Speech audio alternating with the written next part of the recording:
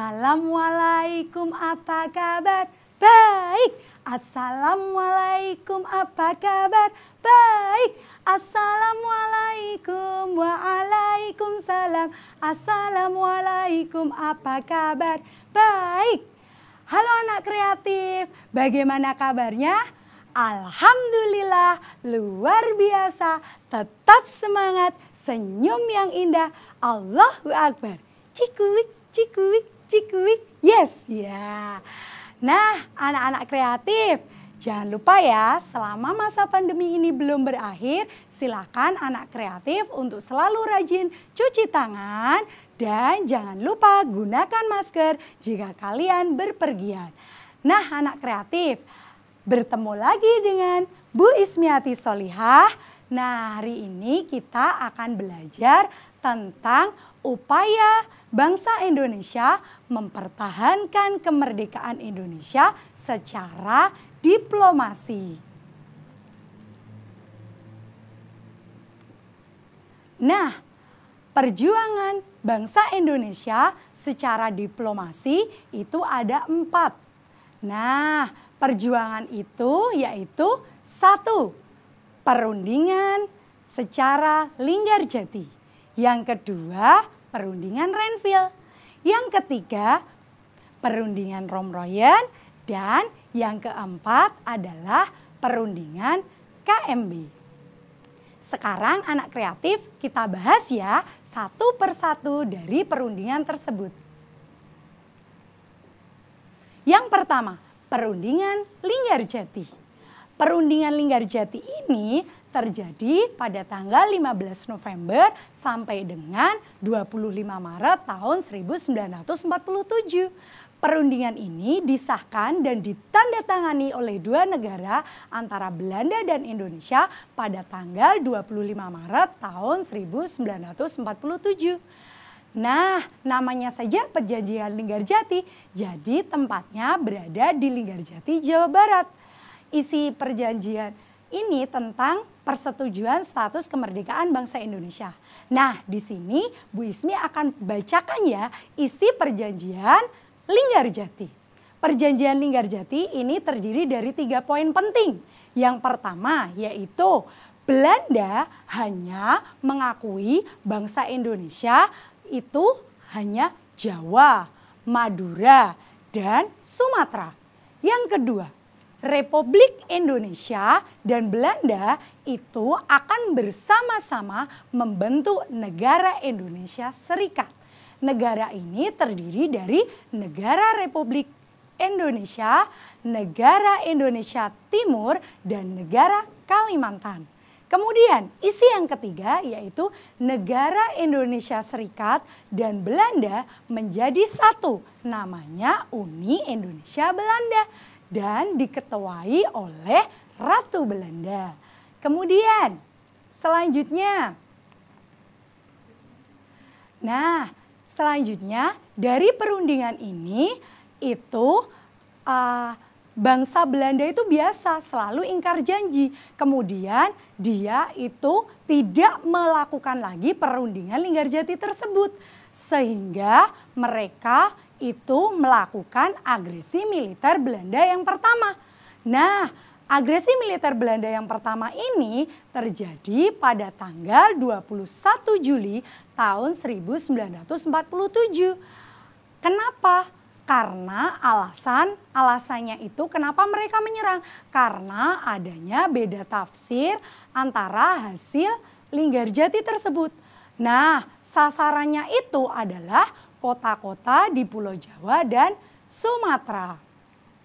Kemudian, nah karena adanya agresi militer Belanda satu tersebut, maka bangsa-bangsa lain itu mendengar peristiwa tersebut dan merasa iba dengan bangsa Indonesia. Sehingga mereka membentuk namanya Komisi 3 Negara atau KTN.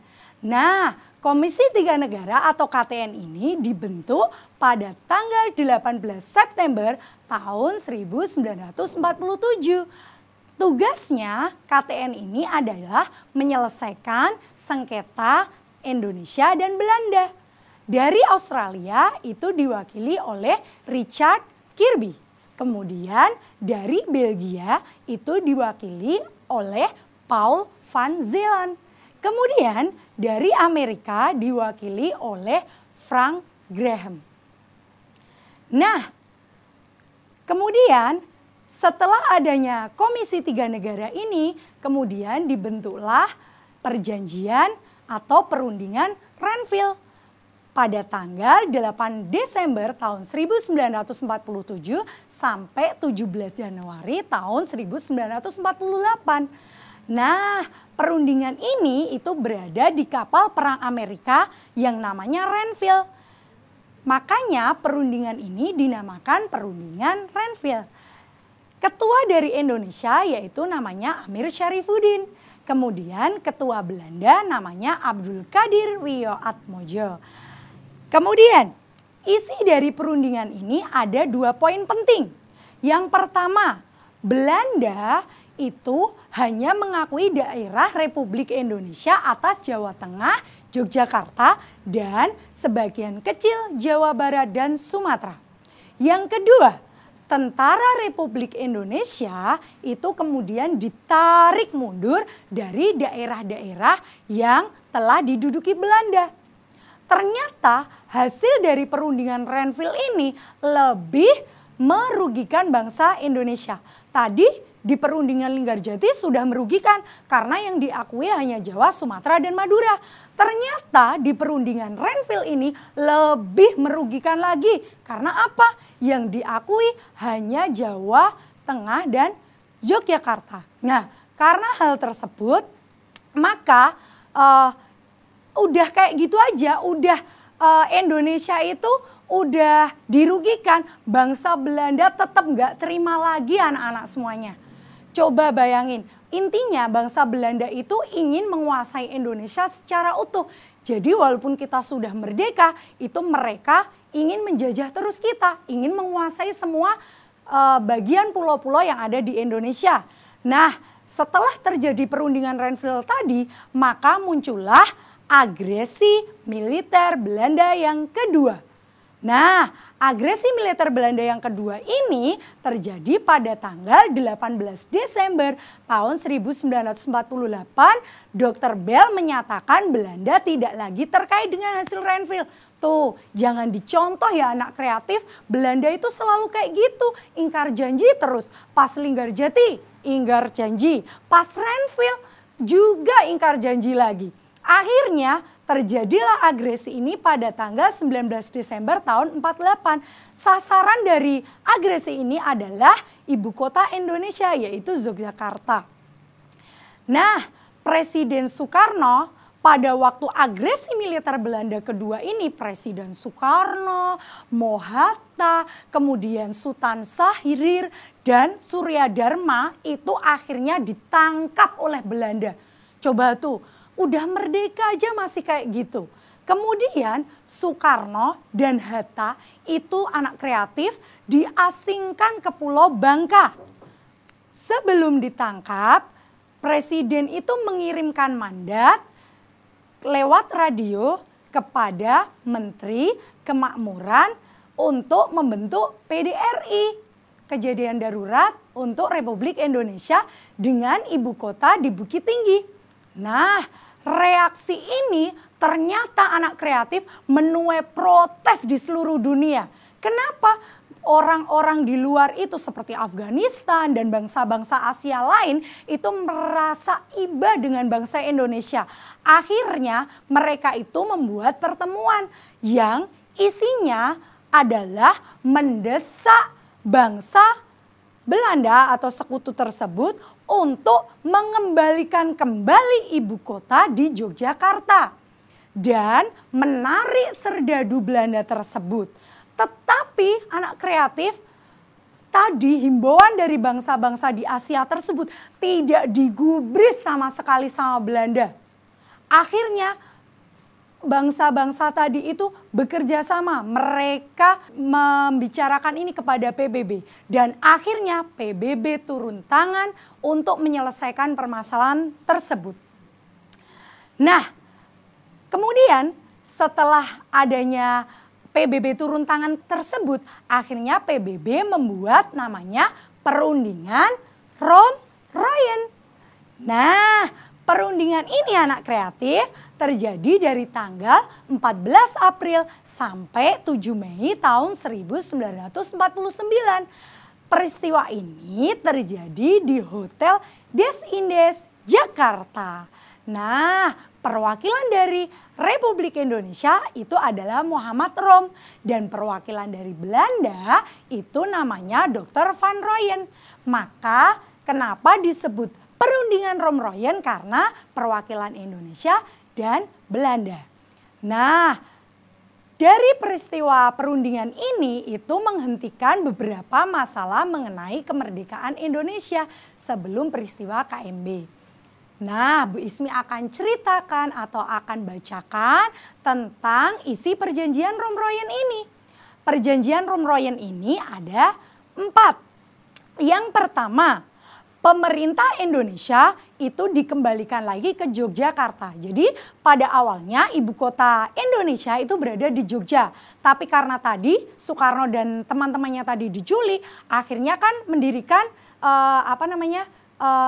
bangsa negara darurat ya. Nah, di Bukit Tinggi tadi akhirnya karena ada perundingan Rom-Royen ini, ibu kotanya kembali lagi ke Yogyakarta. Yang kedua, menghentikan gerakan-gerakan militer dan membebaskan tahanan politik. Yang ketiga, Belanda menyetujui Republik Indonesia sebagai bagian dari negara Indonesia Serikat. Dan isi yang keempat itu adalah akan diselenggarakan KMB. KMB adalah konferensi meja bundar. Nah, sekarang anak kreatif kita akan membahas tentang konferensi meja bundar atau yang biasa kalian kenal dengan istilah KMB. Kenapa dinamakan konferensi meja bundar? Kalau tadi perundingan Linggarjati di Linggarjati, perundingan Renville karena di kapal Renville, perundingan Rom-Royen itu karena perwakilan Indonesia dan Belanda itu adalah Rom dan Royen. Nah, kalau ini kenapa dinamakan konferensi meja bundar adalah karena meja yang digunakan ketika ada konferensi tersebut adalah bentuknya melingkar. Nah, seperti ada di gambar itu ya. Nah, konferensi meja bundar ini terjadi pada tanggal 23 Agustus sampai 2 November tahun 1949. Peristiwa ini terjadi di Den Haag, Belanda. Untuk perwakilan dari Republik Indonesia itu adalah Muhammad Hatta. Sedangkan untuk perwakilan dari Belanda itu adalah Van Maar Seven.